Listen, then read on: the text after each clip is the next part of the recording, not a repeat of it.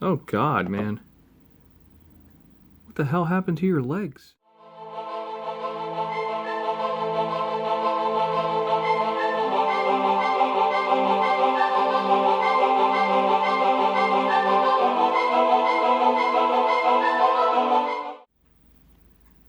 I'm back with another video, and today we're going to be doing a review on DC Multiverse Scarecrow. And if you're new around here, please remember to subscribe to my channel, leave a like, and leave a comment. So with that being said, let's dive right into it. And here we have Scarecrow, Bane's torso in the box. We got the collect-to-build Bane figure number 1 of 4. We already did the Omega figure. It's already up on my channel. This is going to be the DC Multiverse Scarecrow. On the side of the box, we got Scarecrow, Batman Last Night on Earth. And then, obviously, McFarlane toys, which is awesome. On the back of the box, we got that badass-looking illustration here with Scarecrow hanging on the back. Like his demonic, like, fear toxin hands clinging to Bane and everything. I think that's really cool. And then obviously we got Wonder Woman, Batman still to review, and obviously here is Omega. And over here is a complete picture of what the duo will be looking like once Bane is complete and Scarecrow can hang on his back. God, that looks so demonic. And here we have Scarecrow out of the box, and he's... God, he looks so amazing. The box does not do justice for this figure whatsoever. The demonic, like, claw hands with the syringes on the ends for his fear toxin is just good by itself. The molded detail and everything for its hands and everything like that looks really good.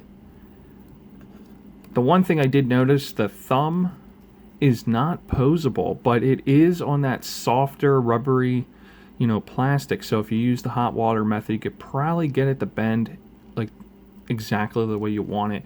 The other thing is with the fingers, and each 2 fingers are on these separate hinges, so they kind of go together.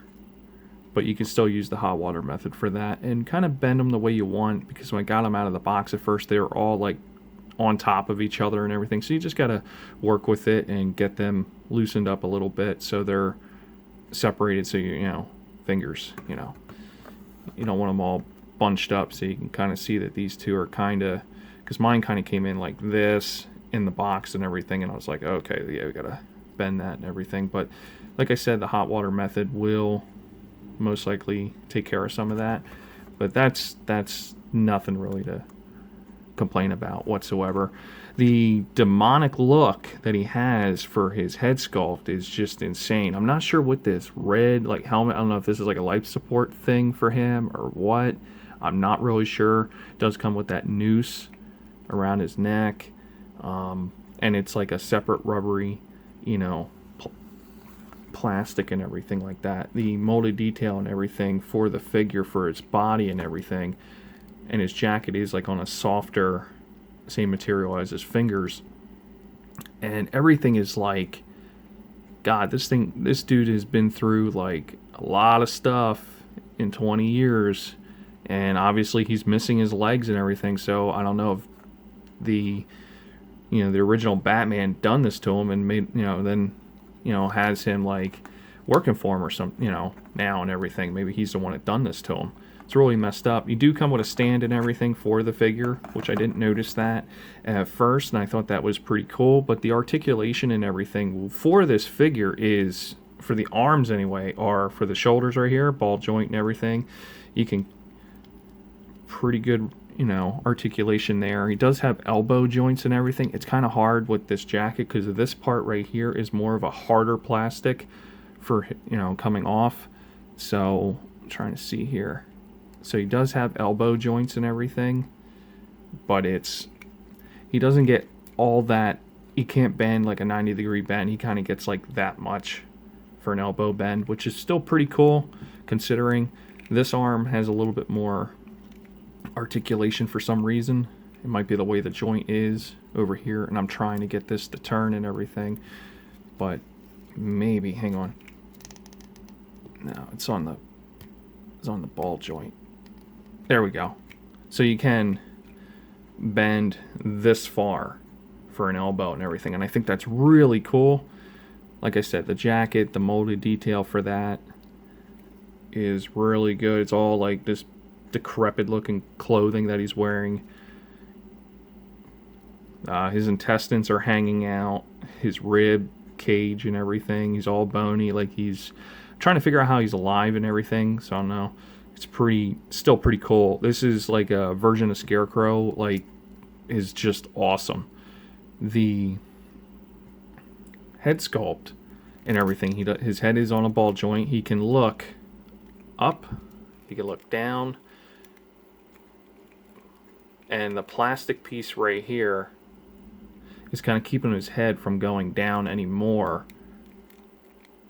But he can turn full 360 like that, turn side to side and everything. So there's a lot of articulation for his head, his hand, his elbow, his wrist articulation and everything, which is pretty cool. Full 360 for that.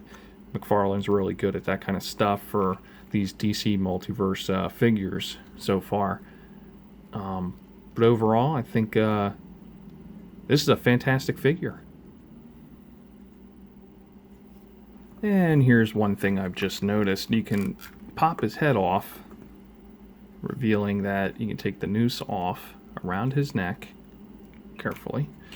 So it's a whole separate thing. All that soft rubber material right there. So it's pretty cool. But the noose, everything has nice rope detail. Yes, I said it. Looks pretty good. And then this thing, it's covering his head. You can take it off. So there's two tabs there. So let's just set these down. And you can reveal his head. And my God, he's evil looking. Really ugly, evil looking. It's really good. Nice red eyes. His teeth are all busted up. He has some nice molded detail for around his whole head sculpt and everything. I think that looks really good. More on the darker side, but geez, whatever this dude has been through in that 20-year thing, and I feel bad for him. Not much humanity left in this guy. So you can pop his head back on the way it is. Yep, there it is. So if you don't want that weird looking helmet, I'm going to assume this is some kind of like life support thing. I'm not sure. I'm really not sure on this. So there is that. But if you don't want that on, just take it off. Not a big deal. And one thing I realized is that the noose, you can just slide it right over his head and you can have that hang on there as well. So you don't even have to take his head off to get the noose back on. It's pretty cool.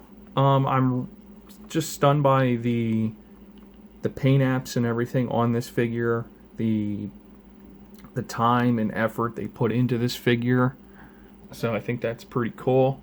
The other thing is there's this peg right down here. You can just pop this out, and this is the connect port peg to connect into Bane's hole in the back right here. So that's how you'll be able to keep him on, hanging on his back like that. So I thought that was really cool, but this is going to be for another time. So there's that. And so we'll put that back for right now.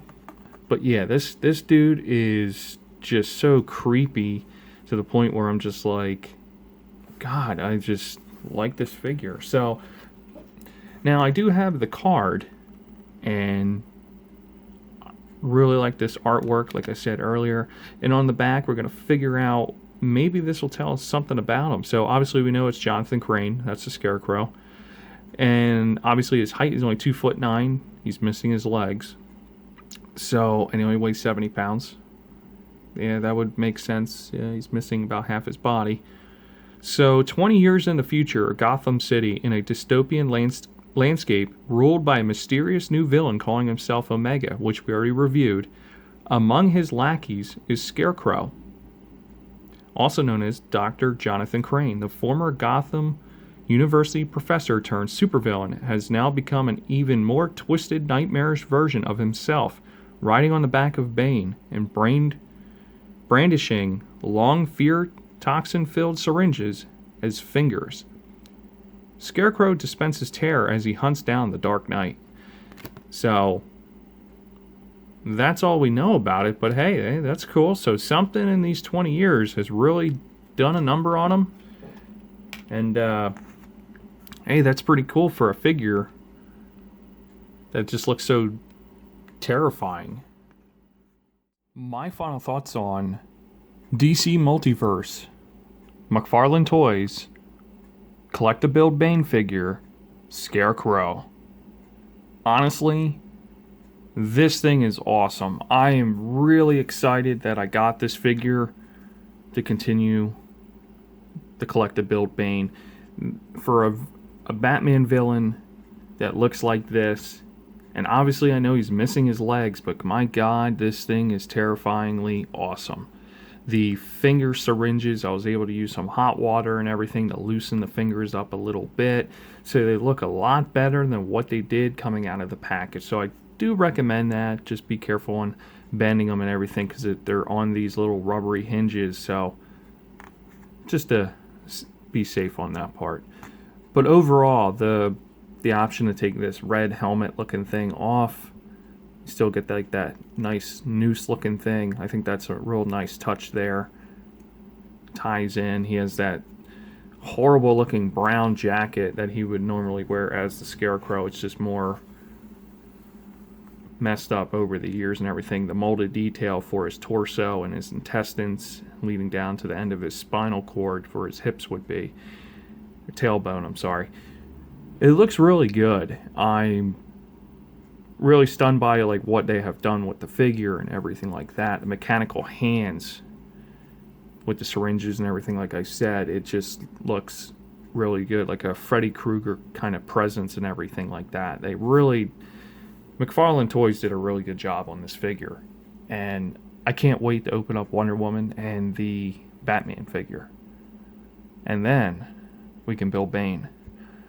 So, with that being said, that's it for the review. Thank you for watching.